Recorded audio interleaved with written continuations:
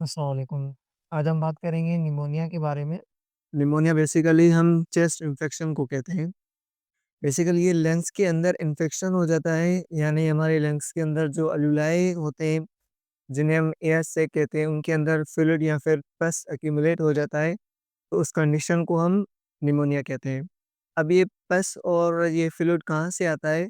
Basically जब भी हम साँस लेते हैं, तो साँस लेने के दौरान नंबर ऑफ जर्म्स और भी उसके साथ हमारे बॉडी के अंदर एंटर हो जाते हैं लंग्स के अंदर। जब ये जर्म्स एंटर होते हैं हमारे लंग्स के अंदर, तो हमारा इम्यून सिस्टम एक्टिव हो जाता है और उनको किल करने की कोशिश करता है।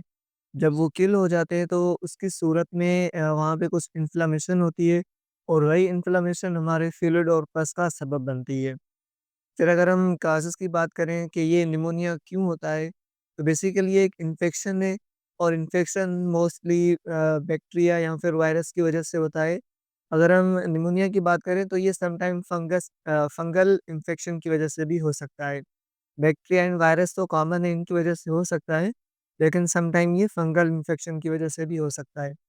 फिर अगर हम इनकी अलामात या फिर सिम्पटम्स की बात करें, कि हमें कैसे पता चला कि पेशेंट को निमोनिया या फिर कोई और लंग कंडीशन है, तो उनमें से सबसे पहले ये होता है कि पेशेंट को चेस्ट पेन होता है और फ़ीवर होता है, उसको सर्दी लग रही होती है और स्वेटिंग आती है, ज़्यादातर पसीना आता है उन्हें और इसके अलावा फटीज़ होती है या फिर उनको भूख वगैरह ये चीज़ें नहीं लगती और उसके साथ-साथ वो साँस नहीं ले पा रहा होता अच्छी तरह से, तो उसके अंदर ऑक्सीजन की लेवल की भी मतलब कंसंट्रेशन लो हो जाती है और सैचुरेशन भी बिल्कुल लो हो जाती है। तो बेसिकली यही कुछ इम्पोर्टेंट चीज़ें थी निमोनिया के हवाले से। वीडियो देखने के लिए बहुत-बहुत शुक्रिया। Thank you for watching.